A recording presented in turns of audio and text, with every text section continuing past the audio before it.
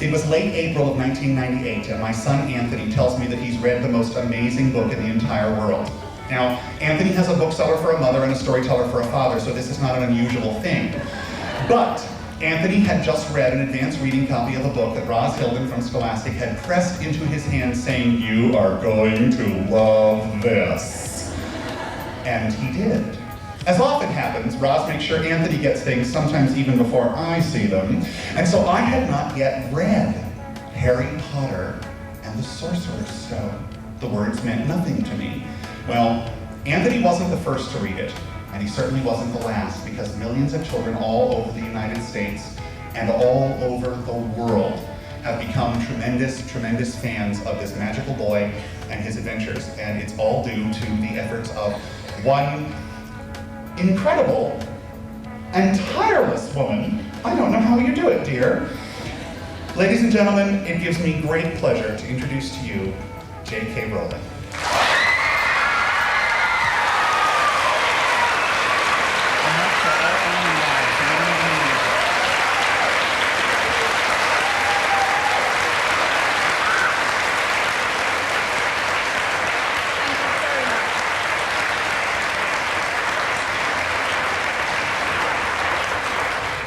Very much indeed.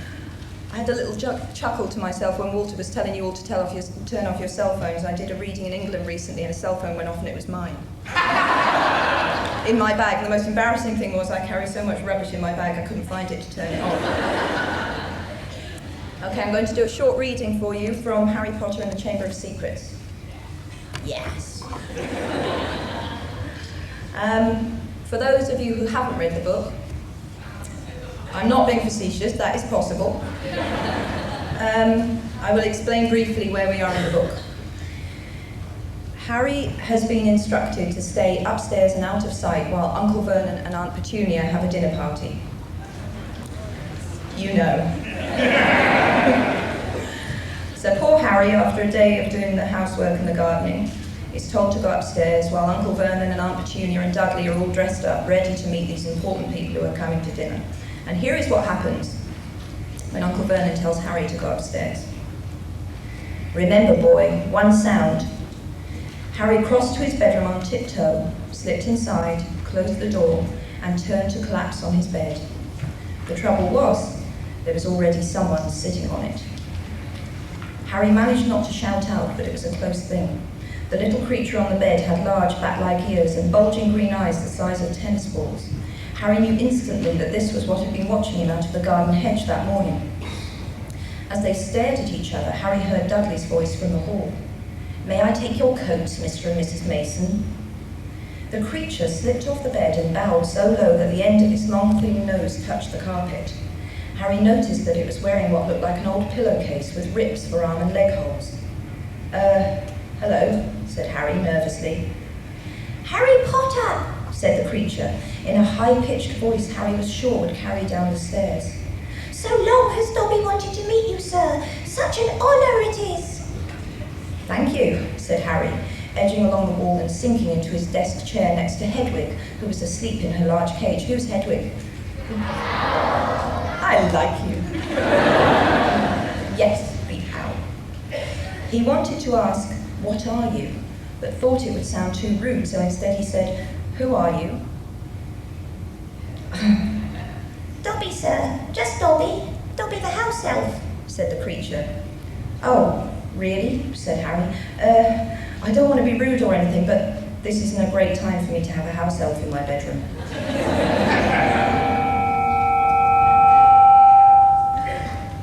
I could feel that coming on, like indigestion it was. Aunt Petunia's high, false laugh sounded from the living room. The elf hung his head. "Not that I'm not pleased to meet you," said Harry quickly, "but is there any particular reason you're here?" "Oh, yes, sir," said Dobby earnestly. "Dobby has come to tell you, sir. It is difficult, sir. Dobby wonders where to begin." "Sit down," said Harry politely, pointing at the bed. To his horror, the elf burst into tears, very noisy tears. "Sit down," he wailed. "Never, never, ever." Harry thought he heard the voices downstairs falter. "I'm sorry," he whispered. "I didn't mean to offend you or anything." "Offend Dobby," choked the elf. Dobby has never been asked to sit down by a wizard like an equal. Harry tried to say shh and look comforting at the same time. Ushered Dobby back onto the bed where he sat hiccuping, looking like a large and very ugly doll. At last he managed to control himself and sat with his great eyes fixed on Harry in an expression of watery adoration. "You can't have met many decent wizards," said Harry, trying to cheer him up. Dobby shook his head.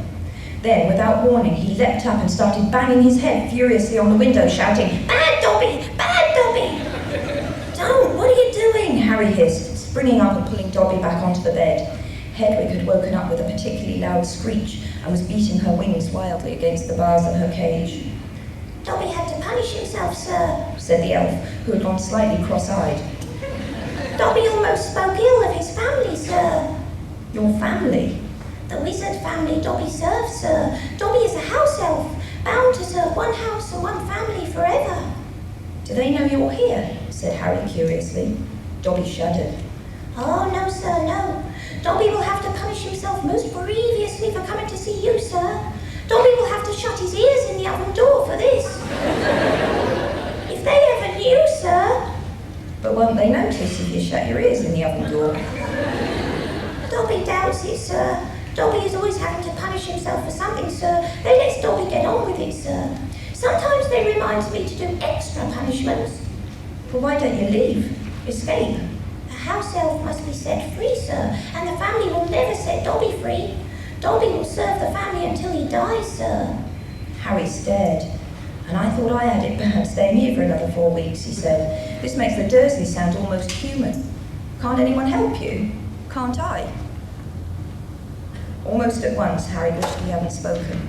Dobby dissolved again into wails of gratitude.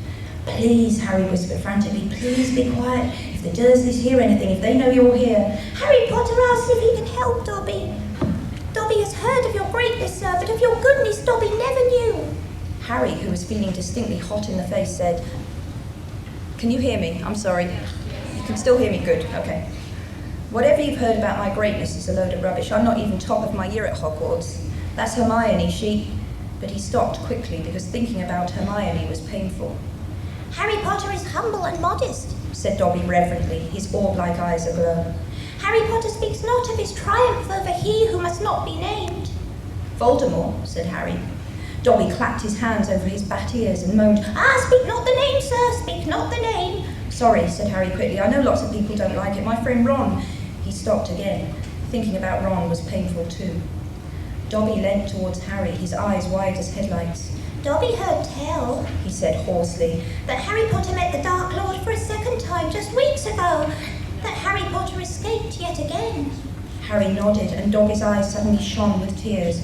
"Ah, sir," he gasped, dabbing his face with a corner of the grubby pillowcase he was wearing. "Harry Potter is valiant and bold. He has braved so many dangers already.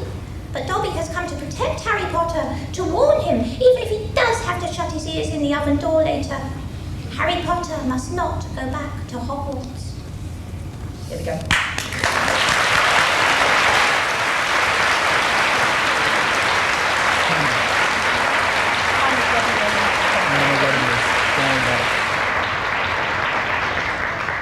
Miss Rowling, would you be so kind as to answer 1 or 2 questions, because inquiring children just want to know. Okay.